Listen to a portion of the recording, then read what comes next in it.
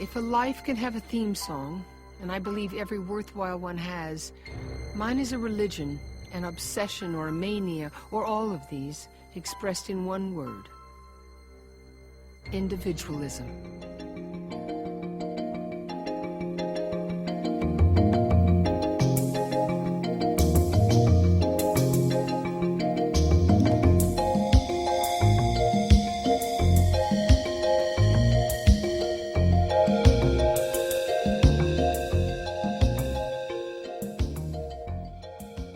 Founding fathers who established in the United States of America the first and only free society in history, and the economic system, which was the corollary of the American political system, was capitalism, the system of total, unregulated, laissez-faire capitalism.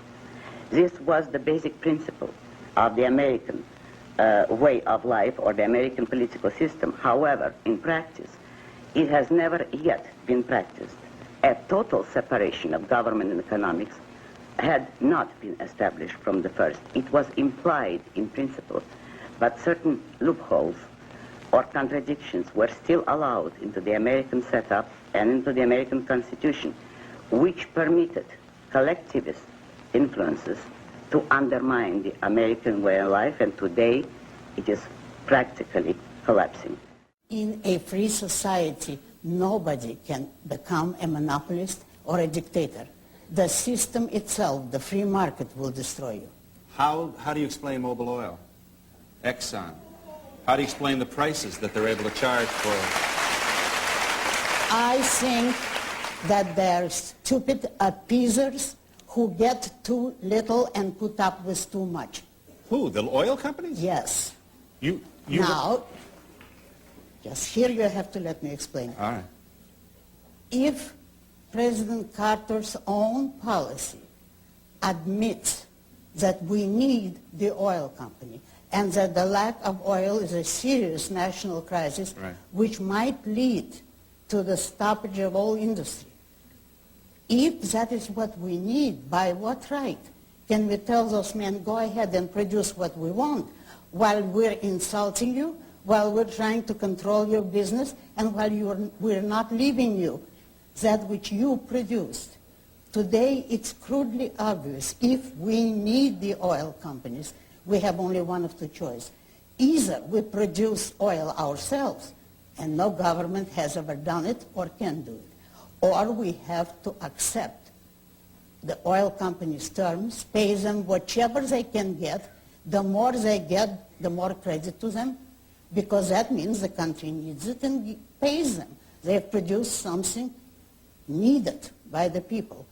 And we must say thank you, instead of putting or proposing to put a tax on them in order to give the money to the government, who does nothing. The government doesn't contribute anything except impediments. All right.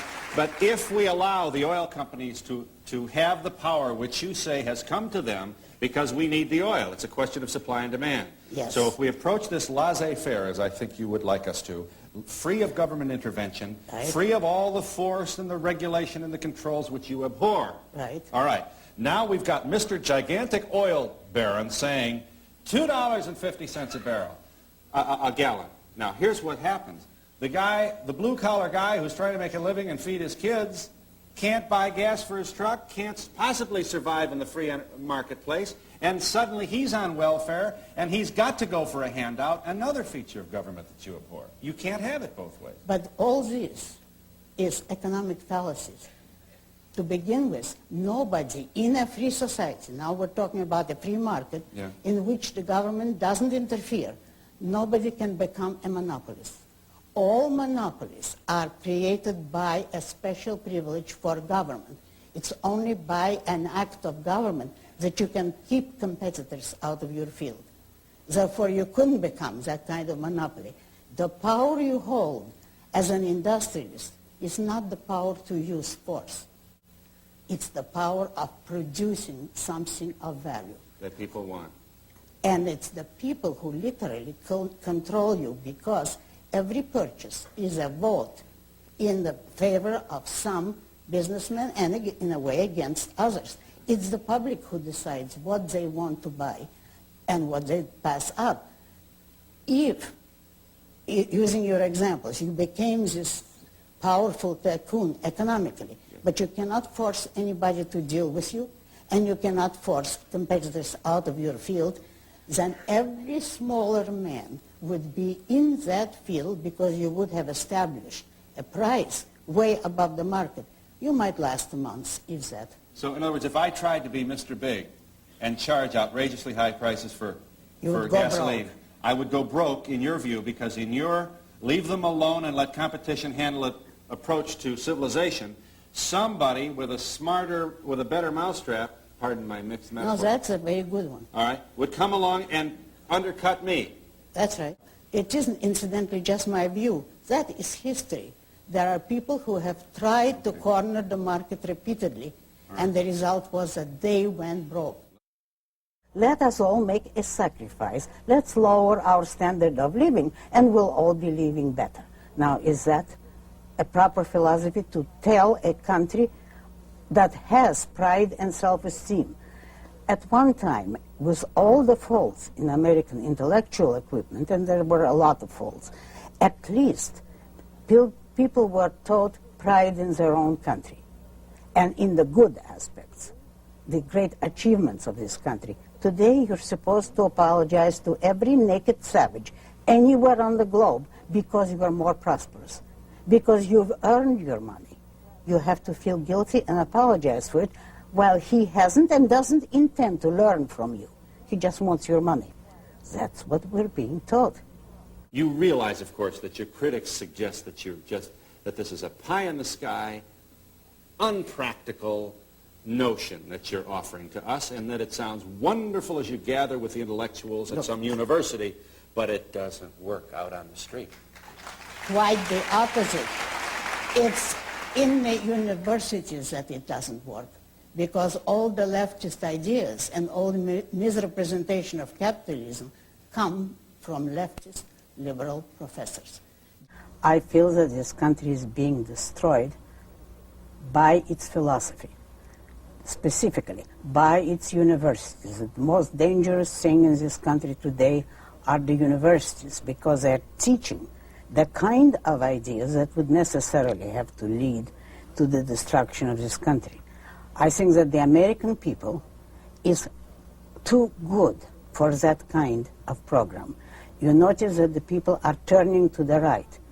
That's a very healthy sign, but there is no leadership on the right. There is no intellectual leadership. There are no ideas.